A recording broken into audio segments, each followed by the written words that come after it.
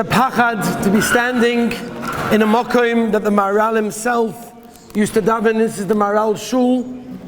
They say that Malachim took the stones from the Beis HaMikdash to build this very Shul on condition that it gets returned when they rebuild the Beis HaMikdash.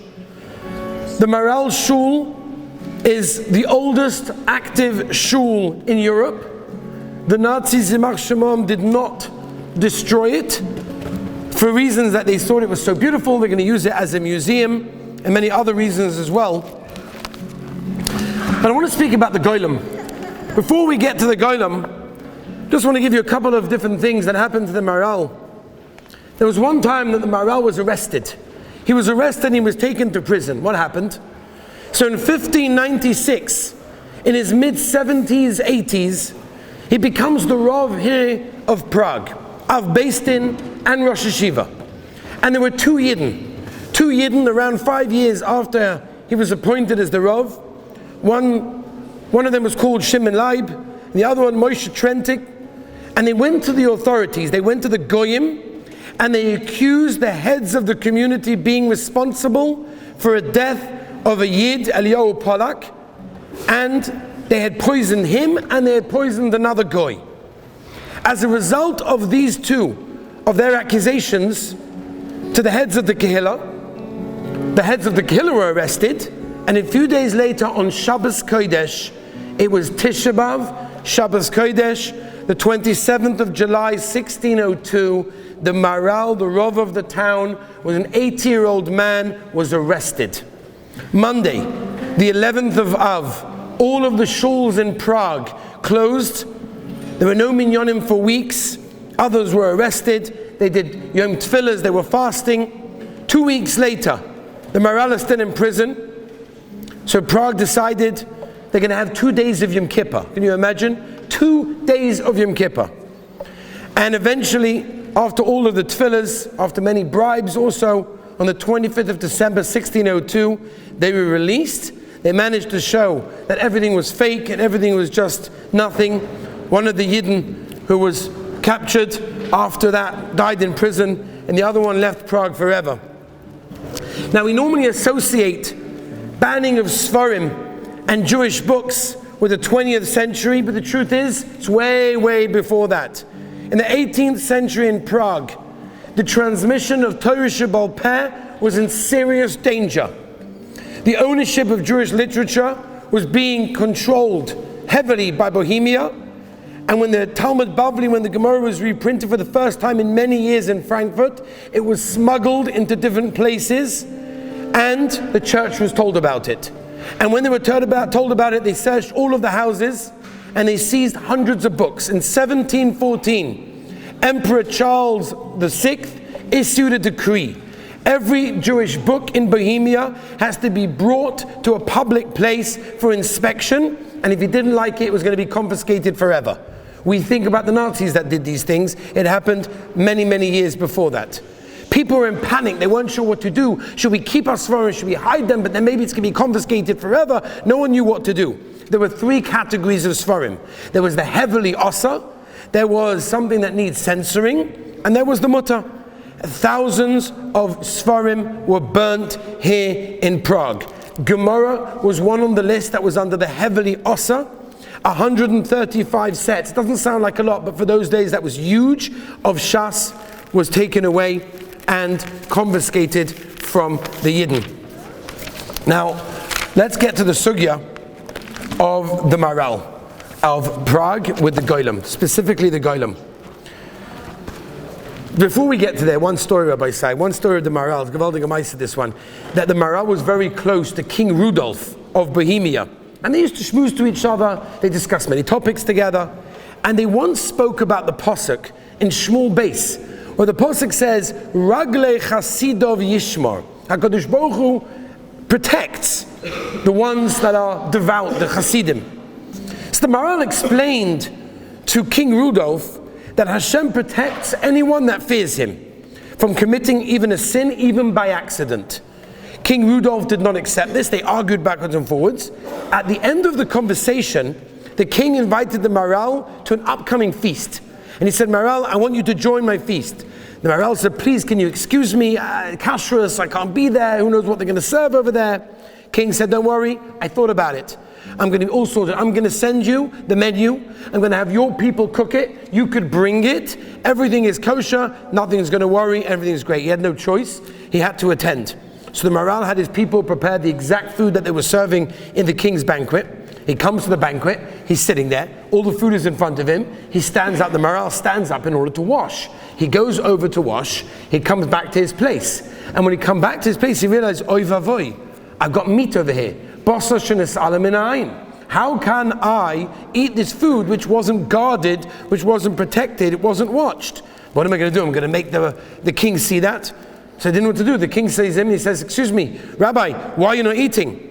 So he starts to make all sorts of stories. He said, you have to understand, in the halachas that we have, I'm not allowed to eat it because maybe someone switched it. The king says, Rabbi, I don't know what you're talking about. I've been here the whole time. I promise you, no one has touched your portion. No one has touched your portion. And he said, I'm so sorry, our rabbis do not let. I have to go with what the rabbis do. The king stood up, and the MaHaral was very worried because maybe he's going to say off with his head or maybe send him to prison. And he gave the MaHaral a huge hug, and he said, I didn't believe you when you told me that your God protects those even from doing a sin accidentally. I dafka switched your portion to see whether or not you did an Aveira, and I see that God Taka protects you in that way, that the Rabbi Shalom always protects those that fear him. We cannot leave this place without discussing the Golam. At the side of the building, as we'll go past, we'll see the rungs of the ladder that lead up to the famous attic. So let's discuss the Golam. True or not true? So the real question is not, could the MaHaral make the Golam? That's not a kasha. We find the idea of the creation of a Golam from many Kabbalistic writings. Even the Vilna Gaon tried to make a Golam. He was stopped by Rebbe Eliyahu, the Baal Shem of Chelm, who apparently created one, which the Chacham Tzvi testified about. That wasn't the Shaila. So the Shaila is not, could the MaHaral make a Golam? Of course he could. The question is, did he make a Golam? So there's a sefer called Nifloyas MaHaral. Nifloyas MaHaral was written by Rabbi Yudel Rosenberg. He was a Dayan in Warsaw in the 19th century, and he writes that he found an old manuscript in an old library in Metz, which was written by the MaHaral's son-in-law, Reb Shimshon HaKohen, who writes testimony and witnessed that he himself participating in the making of the Golam. And he continues with this manuscript that the MaHaral created the Golam in 1572, when the MaHaral was the Rav of Prague at the time of the ruling of Rudolf II. Why did he make it? The Goyim were causing problems, they had pogroms, they needed a security, that's why he made it. So here we have an eyewitness, clearly, in an old manuscript, brought down in a sefer Nifloyas MaHaral from Yudel Rosenberg, that there was a Golam. Now we know that the Golam had 3 letters written on his forehead, Aleph, Mem, Tov, Emes. And when the MaHaral didn't want the Golam to exist anymore, he writes this all over there. Then he removed the letter Aleph from Emes. When you remove the letter Aleph from Emes, you have Mace. And the Golam subsequently died, and he buried him in the attic of this Shul. However, there are many problems, as I heard from Aubrey Hirsch, there are many problems with this, and this is actually put together by Reb Shneir Zalman Newman. Many problems, I'll spell 3 of them. Problem number 1, Rudolf III was not the king in 1572 yet, Ferdinand was. Number 2, the MaHaral was not the Rav in Prague in 1572, he didn't even live in Prague at the time. Number 3, there never even existed an old library in Metz. So whatever this manuscript with the whole testimony says, the facts don't add up. Something is wrong. However, there is another possibility. 13th century, in the Shul, there's a special minig, and this minig is Ad Hayom Hazeh. If you daven here tonight, you will see this minig taking place. Mizmor Shel Yom HaShabbos, Tehillim Tzadi Beis, is said, and then it's repeated again right before Mariv. Why? What's the reason for this weird minig? Where else in the world do they have Mizmor Shel Yom HaShabbos twice? right here in this shul, Ad Hayom Hazeh, started in the 13th century. What's the pshat? So they explain the pshat as follows. And they say that there was one time on a Friday night that the Golam was running around Prague all over the place, and the MaHaral had to get involved, didn't know what to do.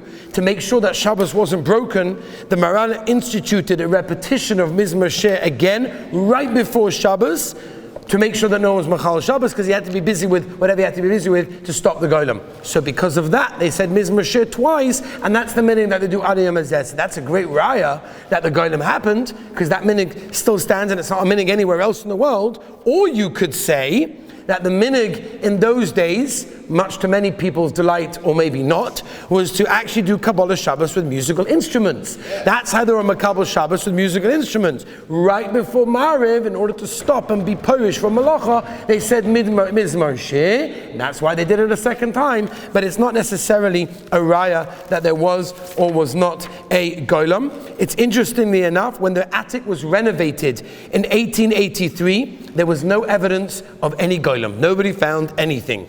But in 1907, there was a report from Rav Marcus Hirsch, who was the chief rabbi then of Prague, and he said that the old shamash of the shul was made. He testified that he himself helped to bury the Golem's remains together with all of the rest of the shul's geniza decades earlier.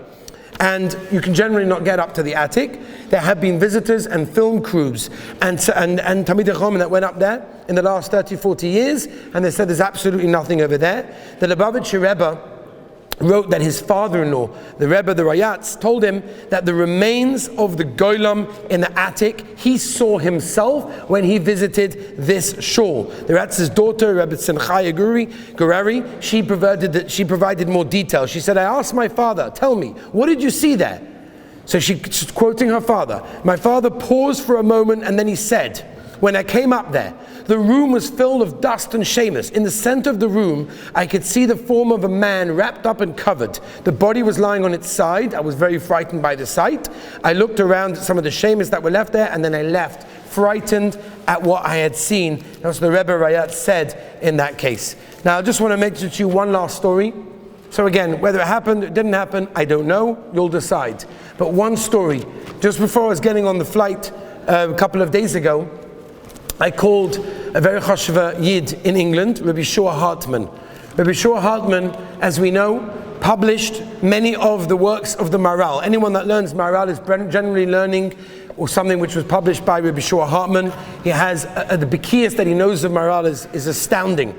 And I called him up before I got on the flight and I asked him, I heard a story about you. I heard a story about you and the Golam. Tell me the story. So he told me the story. I wanted to hear it from his own mouth. And he said to me like this. He was learning with Rav Moshe Shapiro Zatzal in this very shul in 1993. It was 2 o'clock in the morning, and they were learning Netzach Yisrael Perek Daled. Rabbi Shua Hartman and Rav Moshe Shapiro were sitting over here. 2 o'clock in the morning.